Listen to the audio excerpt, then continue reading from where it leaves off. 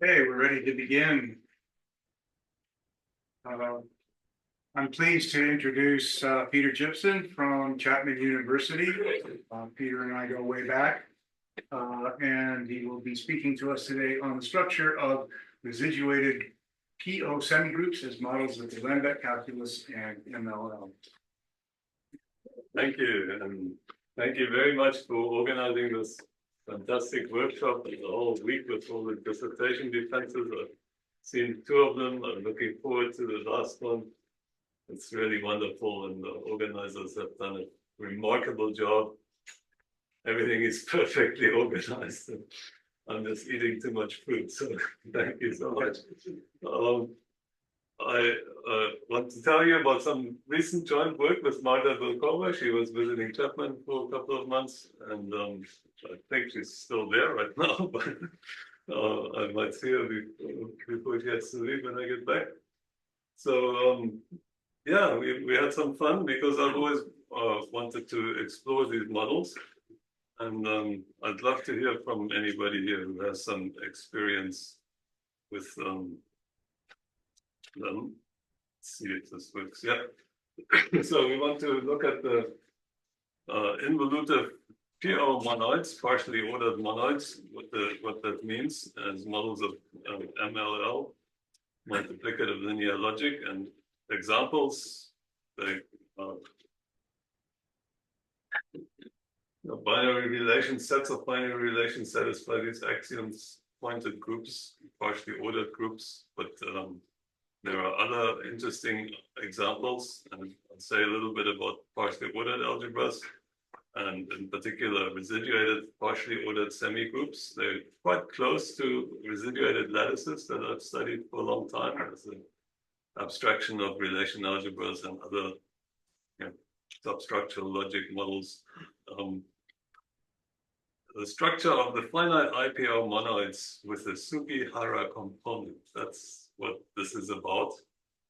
I'll explain what they are. Sugihara algebras and monoids are well studied and related to relevance logic. And then there'll be one last thing, which is not, it's just a different result if you know about this already. Right. Maybe I've not got to say it because I don't have time. But I've only got 25 slides, so let's see how this goes. The definition, I put it over there so you can refer to it when you need it. It's an algebra with a partial order, so algebraic structure. And it has a binary operation, has two unary operations that are called tilde and minus. They are linear negations, but right now they're just unary operations. There's one constant called 0.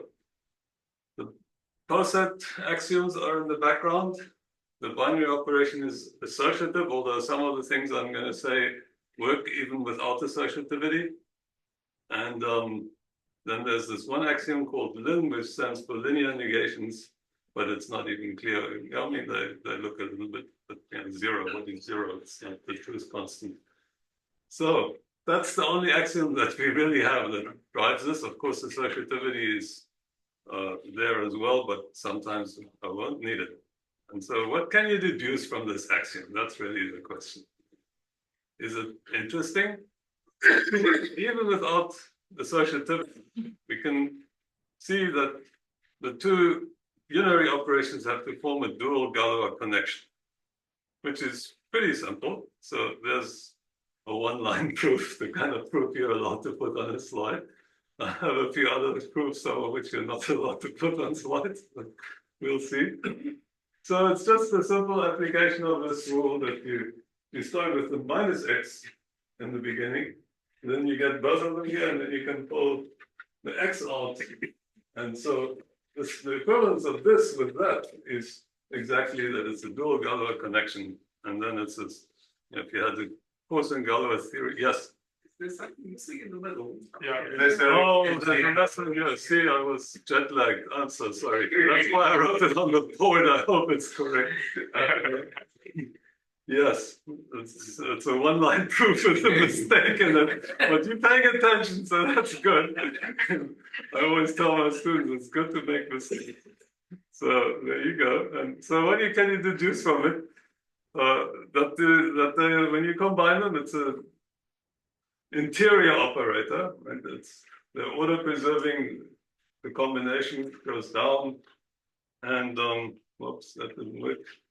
Also, this is standard stuff, right? This is, little things that you have to fiddle with a little bit, and then you get this idea that closure operator. Sorry, interior operators, I already said that, but you do it in 3 of them or in alternation, and you get this. So the interesting thing is that there's more than this. Yeah? You think like this is it. There can't be much more if you don't have associativity. But no, they're actually involutions. And so here you have to look at we want to prove this other inequality.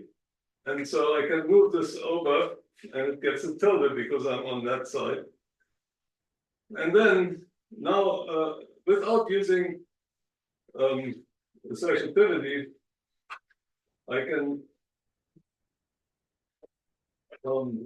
use this dual Galois connection thing that the triple is the same as the single. And then you get something that's true. So you get the other direction immediately, right? So they're actually involution. But in addition, you can show that tilde 0 is minus 0. So it's just these things get forced on you. And so of course you could assume everything that you want and work in that theory. But the point is that you only have to check this one axiom if you want to know that you're in that theory. So it's very simple axiomatization. And the fact that minus 0 and tilde 0 are the same. But here you need associativity, no? Yes. So now I'm switching on associativity just to, yes, you're right. Otherwise, I mean, there's probably a few other things I get without associativity. I haven't pointed them out to look too carefully, but not only are they the same, but they're the identity element. That's why this theory is called IPO monoids, or involutive partially ordered monoids, because you get the identity element automatically, and you can then see that obviously we're going to call it 1. So tilde 0 and 1 are the same in this theory, and it's just a name. But tilde 1 and minus 1 are also the same because we already know that they are bijections or inverses of each other. And then you can show, now still using associativity, because here I'm multiplying 3 things together and I'm not writing the multiplication in the middle. Maybe there's mistakes, so look at these things carefully, but I believe they work. Some of these consequences were originally found with playing around with prover 9, and then the proofs are horrible and sometimes longer than you think and then you find the right proofs. And this is the simple proof that this residuation property is holding. This is why I'm interested in the whole theory, because you have the Z over Y, this well-known involutive residuated lattices, and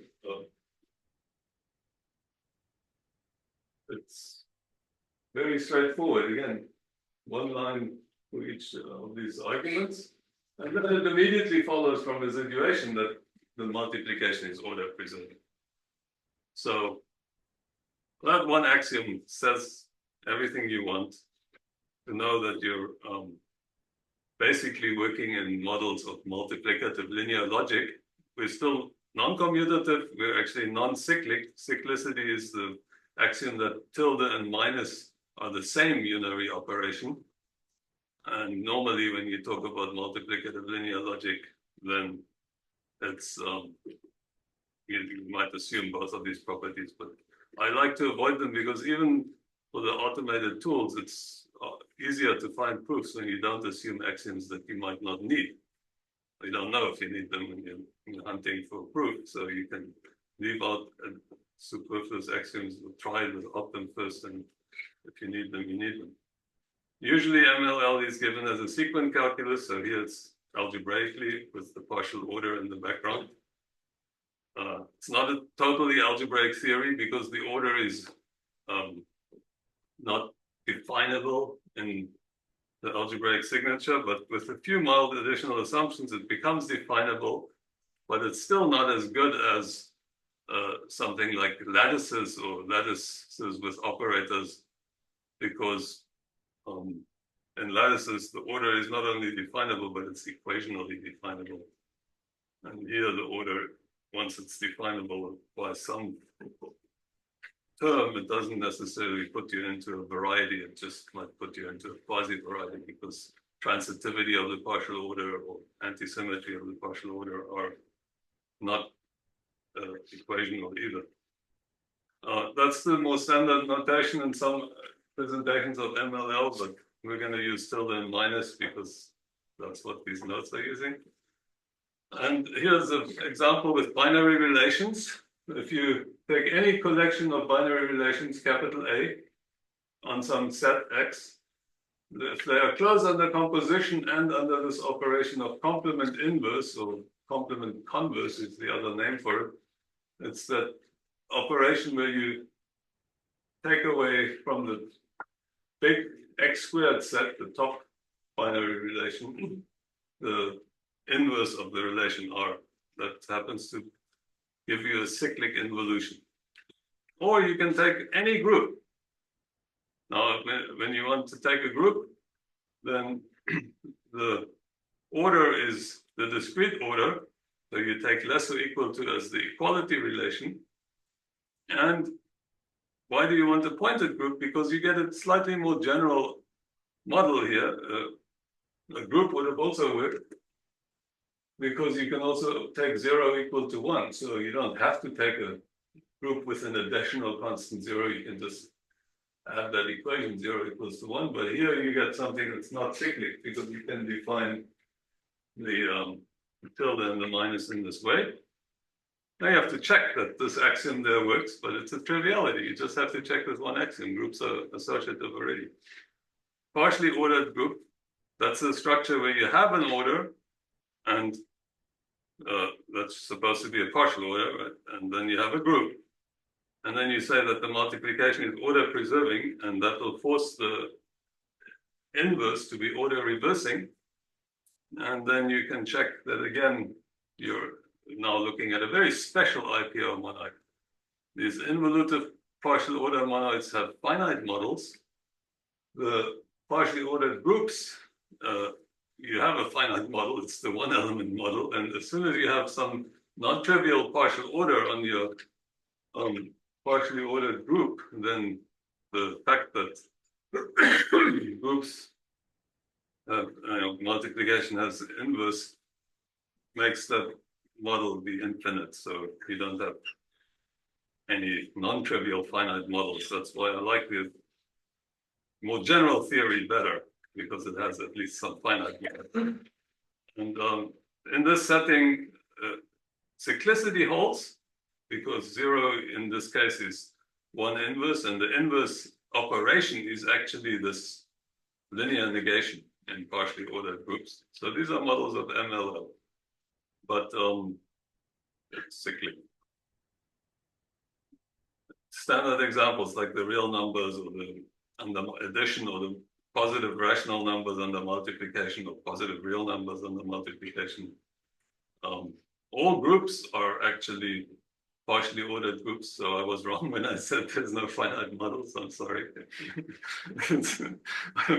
Maybe I can get away with still being jet lagged, but at least my slides are correct this time.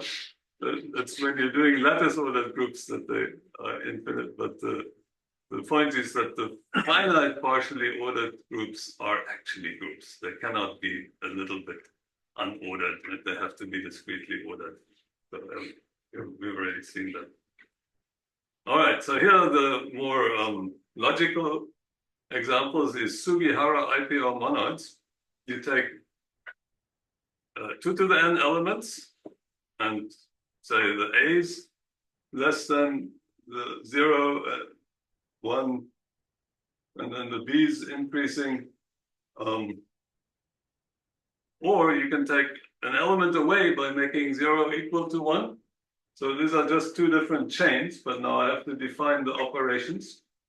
And I'm also going to say A1 is 0 and B1 is 1, because then I can specify them more directly. And tilde and minus are again the same, but the chains get flipped because the involutions are order reversing. I mentioned that. I guess they were dual Galois connections. I might have said order preserving, but I don't know. The slides were hopefully correct. So here's the multiplication. If you take two things in the lower half multiplied, you just get the lower one of them because the indices are going down there. And if you take in the upper half, you get the upper one. So you go to the one that's further away from the middle. And when you multiply an A with a B, you also go to the one that's further away.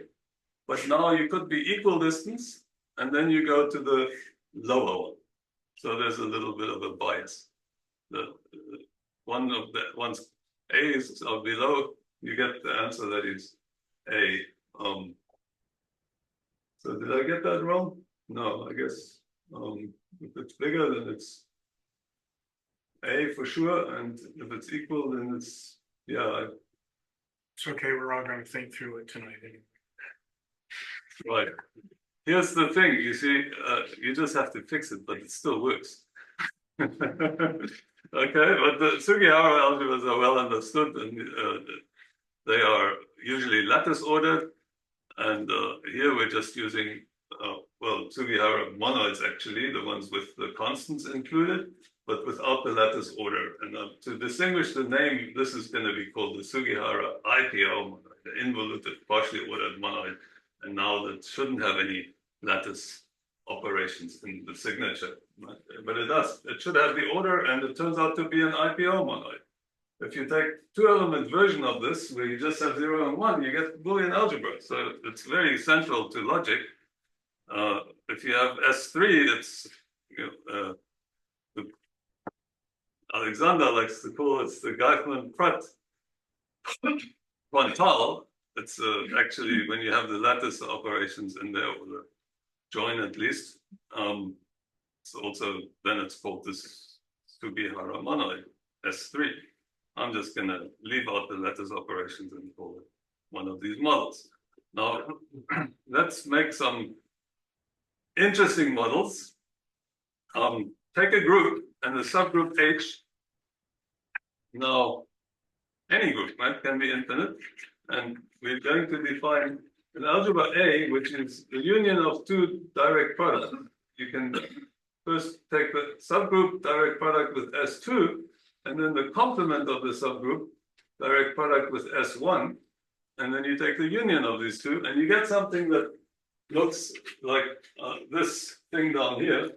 So you have components now. These are the two-element chains. This is the part that is governed by the subgroup H. And then this is the whole group, G. And the multiplication on this set is just direct product multiplication. But you have to check that the axioms are satisfied, because you've combined these two different one element and two element logical models, and then the group is spreading things out. And it's a model of this theory. Right? So the question really is, what are the structure, what's the general structure that we're looking at here? And the structure theory that I'm going to work towards now, and it's going to take a little while, is that any finite IPO monoid where the connected component that contains the element 1, if it is one of these Sugihara monoids, then the whole model will be a union of chains, and all the chains will have length less than m, or equal to m. So this initial chain, which is like the really the logical core of this model, controls all the other chains because of the group theory that's inside this theory. What's your notion of connectivity? What does it mean to be connected? Yeah, in the poset. So there's a partial order, yeah, and the connected components of the poset.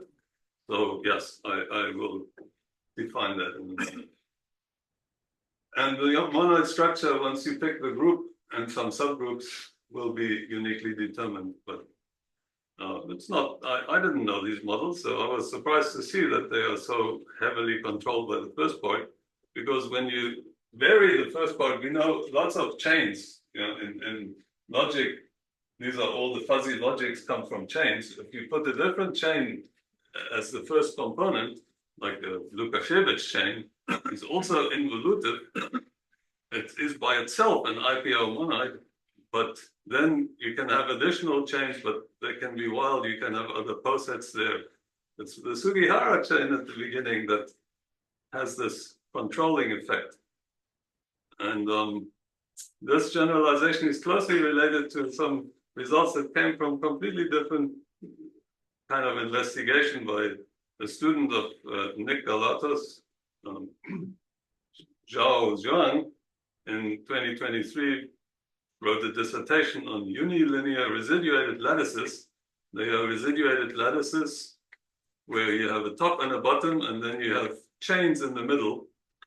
And some of them, you can remove the top and the bottom, and you get one of these IPO monoids, or more generally, a residuated, partially ordered monoid. And they had analyzed these because they were interested in structure theory for residuated lattices of that particular kind. And so we were interested in knowing how they got some of their results, because we were a little bit stuck. And looking at the thesis was quite helpful. But then we were able to generalize it, and ignoring the whole lattice structure for a while and just looking at the IPO models produced nicer proofs. So in general, the partially ordered algebra is just something with a set of operations that are either order preserving or order reversing in each argument. This is this notion of variety of partially ordered algebras is a class of these PO algebras defined by equations or inequations. This was explored in a nice technical report by Don Pigosi, 2004. I don't think it was ever published, but you can find it on the internet. And residuated partially ordered magma, or RPO magma, is this kind of structure where you have the multiplication and then the two residuals, and you just say that it's a poset and this residuation condition has to hold. So this is more general than IPO magma, like when you have no associativity, and here you don't have the linear negations. The residuation I already showed you ensures, well, order preservation. It's equivalent to these four inequations. So these RPO magmas are really a variety of partial order algebras. They're not a variety of algebras because, first of all, there's a partial order, so it's a first order structure, but also there's the poset axioms in the background that are not of this form, right? They're not inequalities because they have implications in them. Although this is a very general res and poses some restrictions on what posets can occur. So here's a test, if you noticed this already, or if you remember my talk from Tuckle in 2022. Can this be the poset of RPO magma? Could you put a binary operation on this set of 5 elements that satisfies res, the axiom that is on the slide? The answer is no. And why? Because of a nice property that residuated partial order magmas have to satisfy. It's that the posets have to look like this. They can't, well, they don't have to have a top and a bottom in each component, but they have to be up and down directed in each component. That's what residuation forces. And part of the argument is this lemma. It says that if A and B have an upper bound, then just knowing there's residuation, you also can show that A and B has to have a lower bound. So that's the argument. I won't take you through it step by step, but Giuseppe checked it once when we were in South Africa with proof theory, and it's, of course the argument is simple, but it's interesting because it's not obvious. And you have to know the term that will do this. But we also need the other direction. We need to know that if you have always a lower bound, if you have a lower bound of two elements, then you can also find an upper bound. Then we have a way of doing something. And there the term is even bigger, but it works. There's a term that you can write if you want to find this upper bound from the lower bound. And here's the argument that now they have to be up and down directed, and that means that if the person is present, they actually do have to have a top and a bottom element. So here's your zigzag.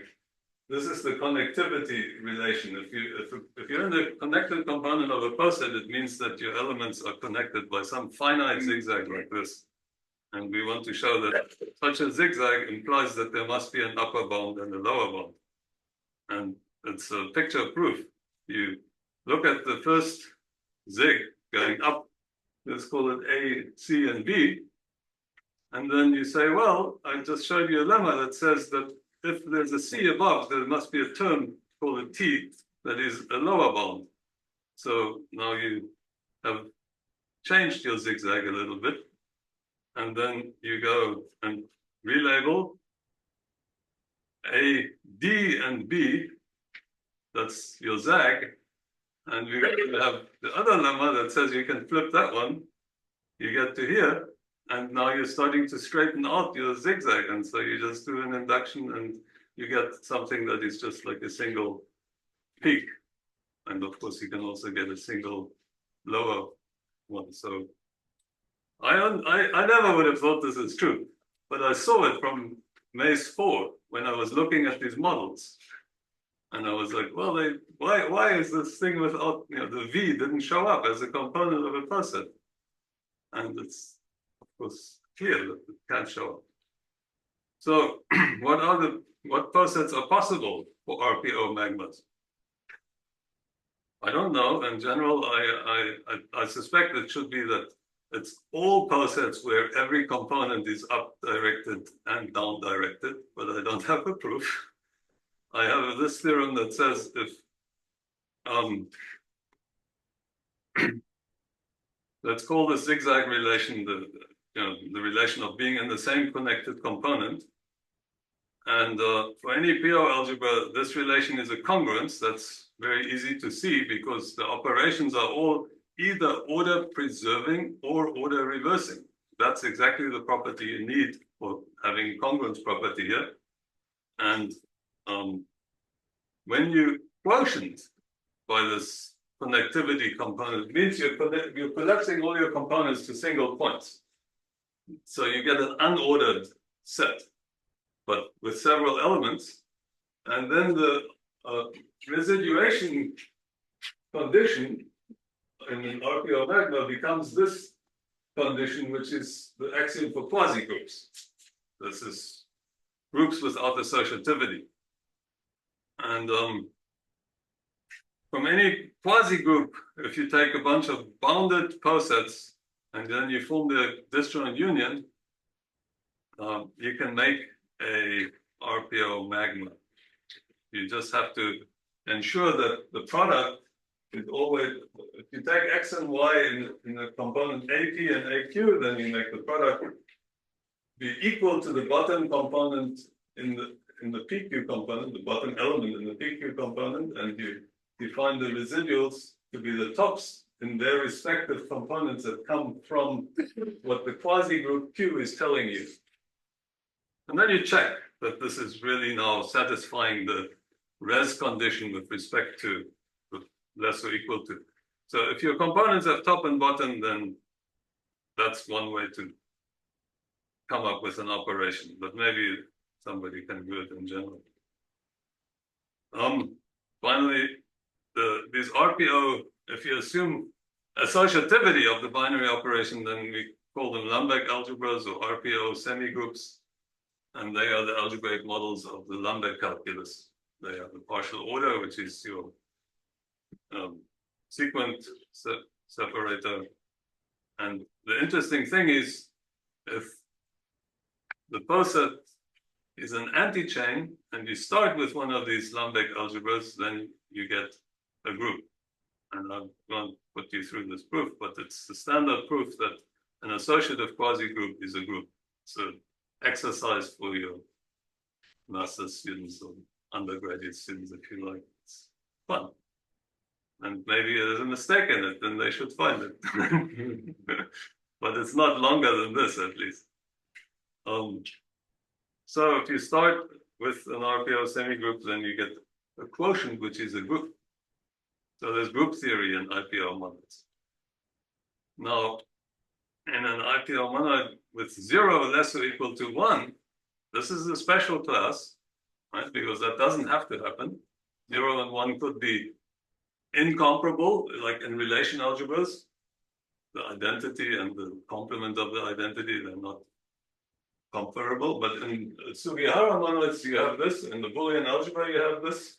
This is the standard one that you want for logic, but you can turn it around and then you're para-consistent, because 1 is usually our truth value and 0 is falsity or something, but then you have falsity above truth and interesting models.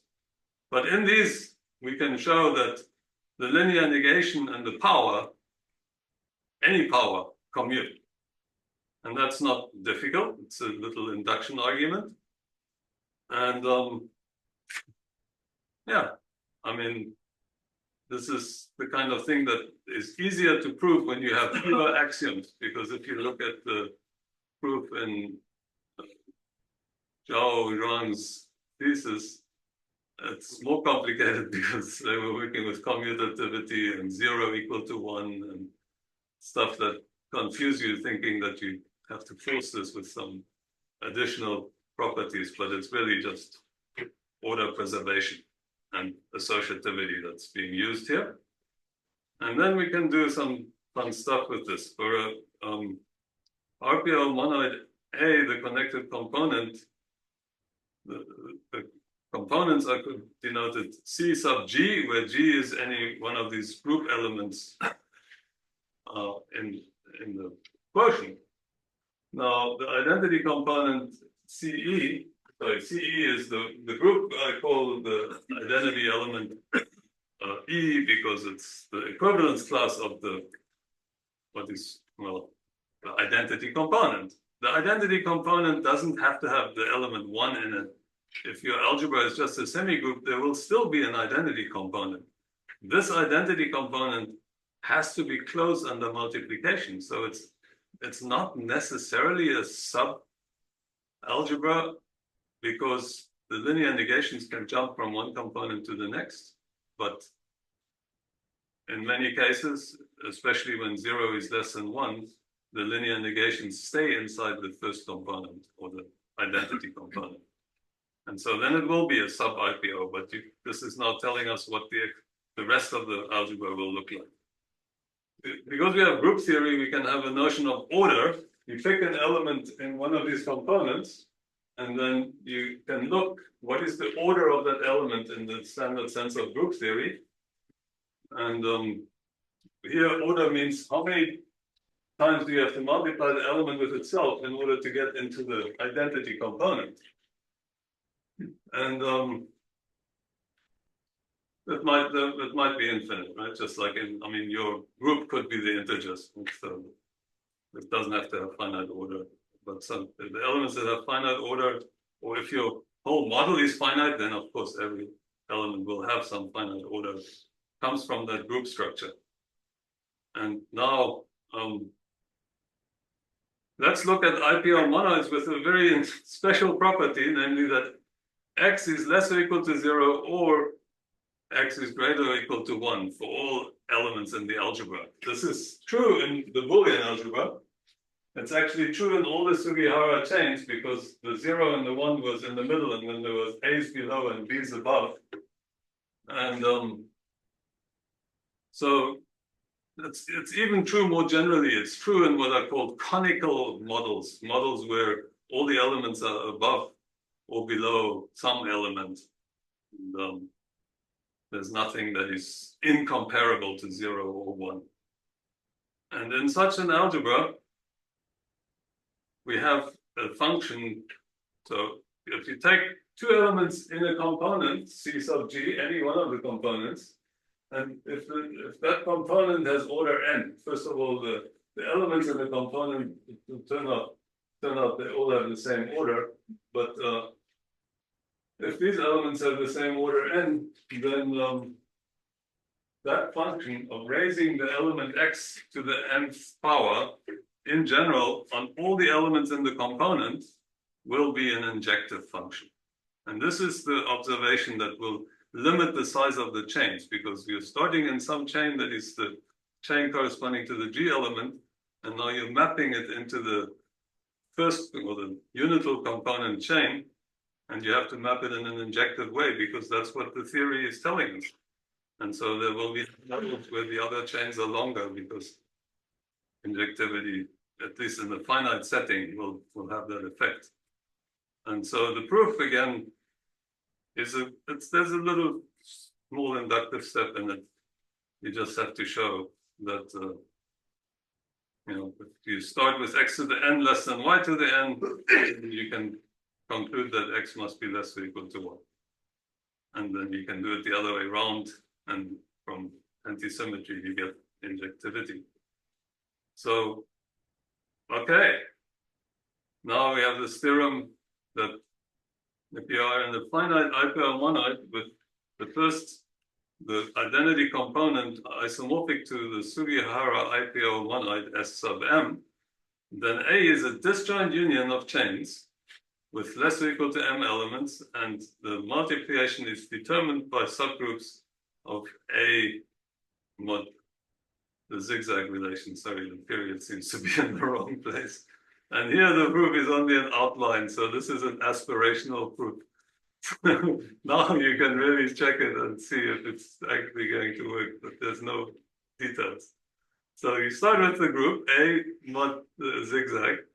The map that we just had a proof is an embedding, will tell us that if you increase the power by one more step, then you're going to be injective map from CG to CG. And if you're finite, then CG cannot have injective endomorphism that isn't a bijection, so it will be also surjective. And it's constructed by multiplication, so it's order preserving, and so this is actually now an order embedding. And that's telling us that not only is the cardinality limited from here to there, but it's telling us that if this is a chain, then this must also be a chain, because we can go from the CG component to here into this chain. Injectively, that's saying that this cannot have more than m elements, but we can also come back as an order embedding, and then we can't have something with a more complicated order in the CG position. And the argument is, well, that part of the argument is fine. Therefore, all connected components are chains with less or equal to m elements. And now you want to find out what is the multiplication between these chains, because multiplication can be lots of things. It's just supposed to be associative. And so you first identify some subgroups.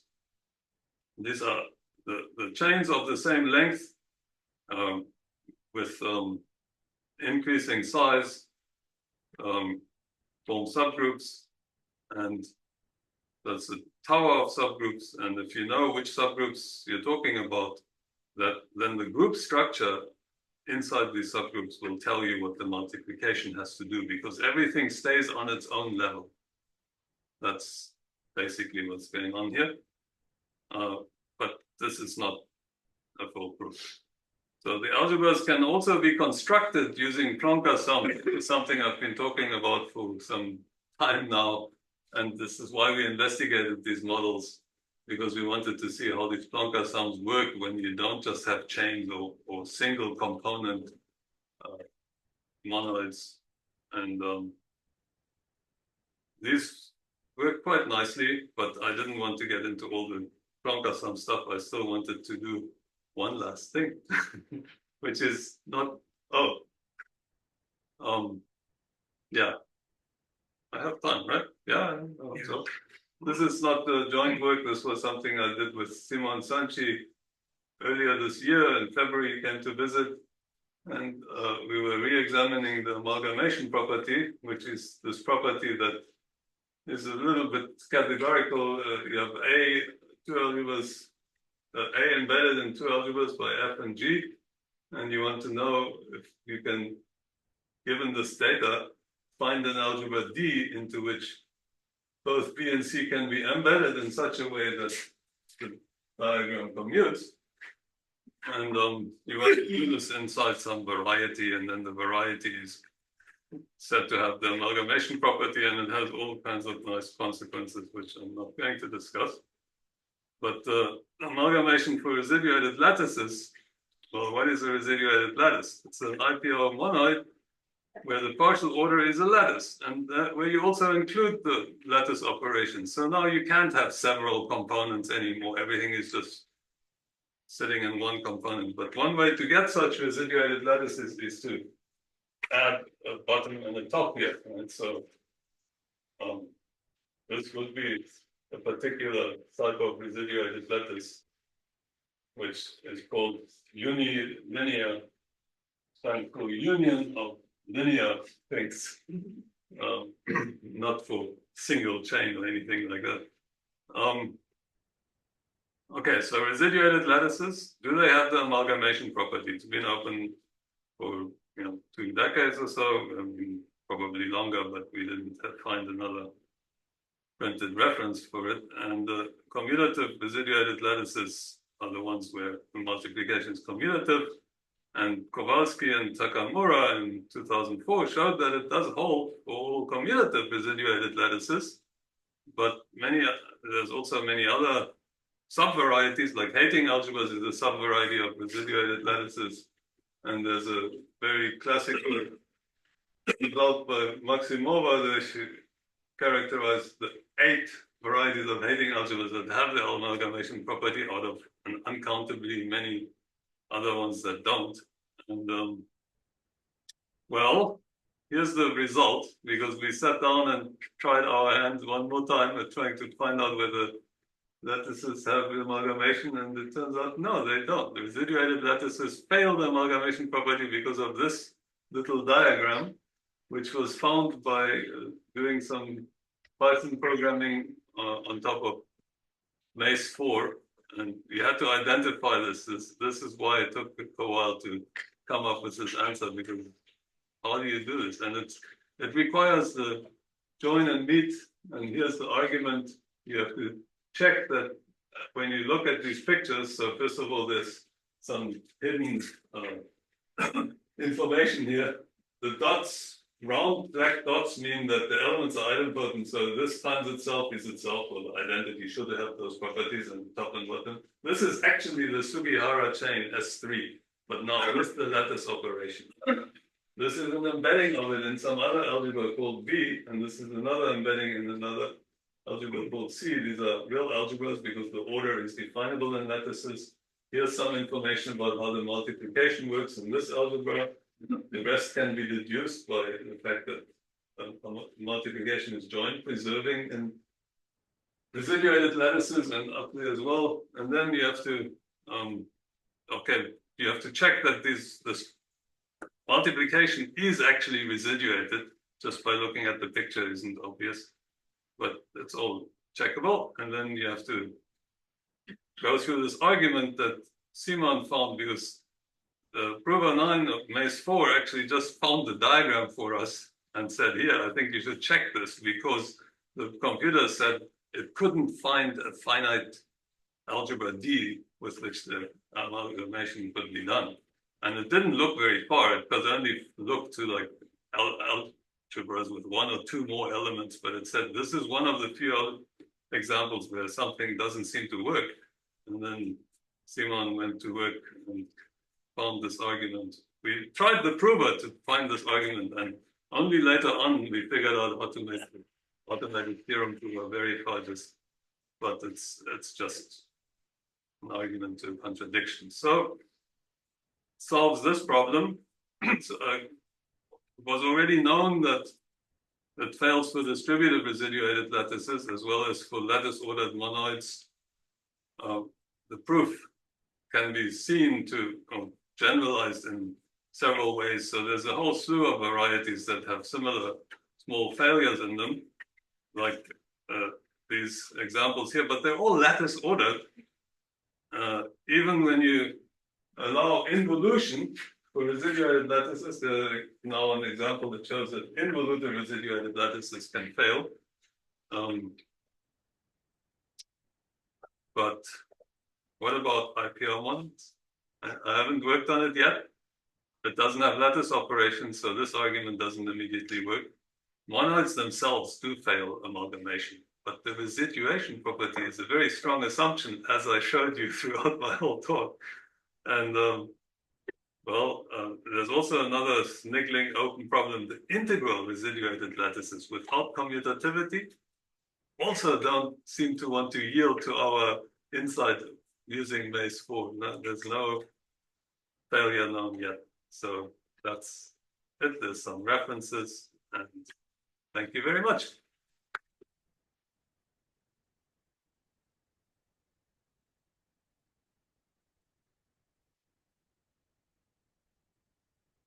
Thanks, Peter. Questions? So, but how many of these elementary proofs that you have can be discharged by, say, proven 9 or 5? If you, yeah, all of them. All of them. Yes. But in what time? I mean, Depends how you ask them.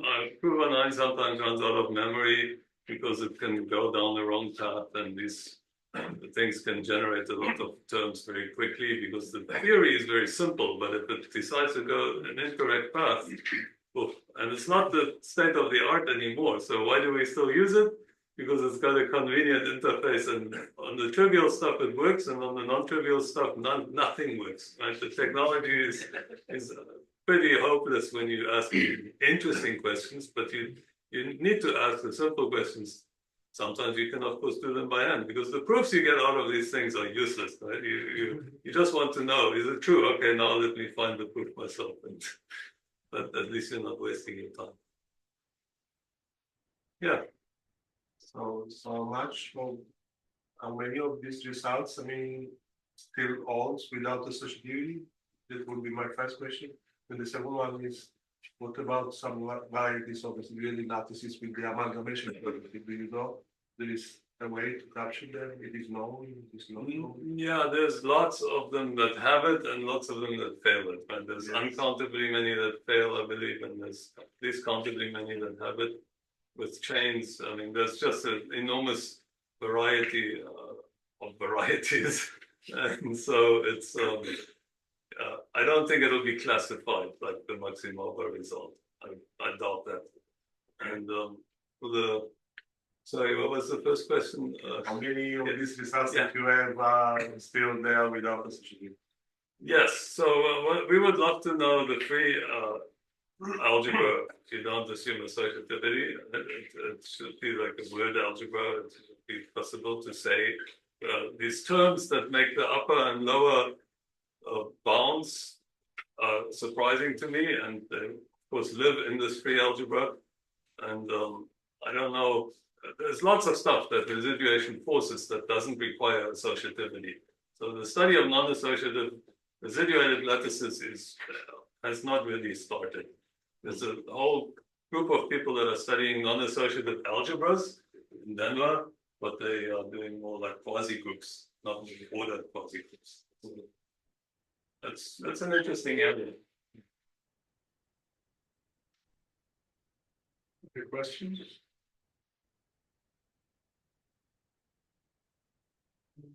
Maybe just a very naive question. You mentioned at the end that for integral residuated lattices, what did you just say about the integrality? Yes, I'm sorry. Actually, I'm considering renaming what integral means, but it'll mean the same thing in residuated lattices as it did before. It means that the identity element is the top of the lattice. So everything else is below it, and it's what you normally want in logic because the top element is true. It's not what they call integral in rings, and now, of course, we want it to be that this first component, the unital component, has the element at the top. That's the interesting property for these because they don't. So you really just want to say that the identity is maximal, and if you happen to be in a lattice, that's the same as being the top. So maybe I can get away with it. I don't know. I can just call it the identity is maximal property or something like that. Yeah, but I mostly just wanted to ask what makes it an additional complication on you? I'd love to know. Look, these examples are not integral. That's the complication, right? We didn't find a diagram where the identity is at the top for all of them, and we believe it exists because for many years people were trying to prove the amalgamation property, and it was all doomed to fail because of this. And I don't know. I wouldn't bet any money on this at this point. It could actually hold for integral residuated lattices. Why does commutativity help? I don't actually understand it. I mean, it's obviously makes stuff simpler, but amalgamation is a strong thing, right? And commutativity gives it to you, and without commutativity, this stuff happens. Commutative semigroups or commutative monoids, they don't have amalgamation. So it's just weird, right? We don't understand the theories that have amalgamation and the ones that do. I have another naive question. You started with these two unary operators, and somehow the residuation operators magically fell out. Yeah. And I'm wondering, can you go in the other direction?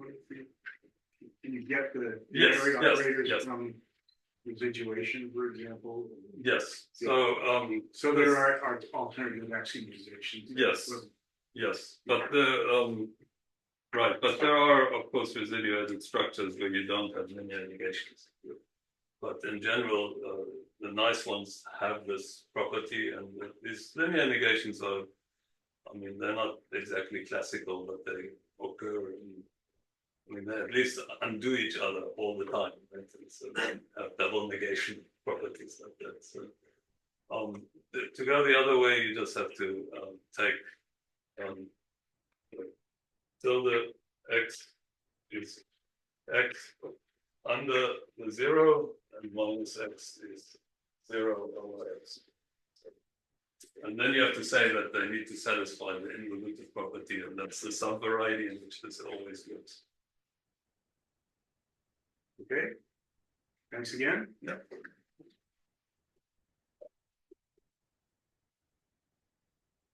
Okay, again, we have exactly a 7-minute break.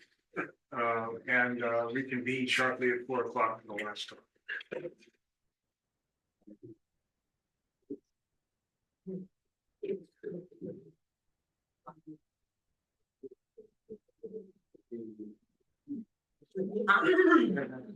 But the associativity might cause a problem. I don't know, we cannot what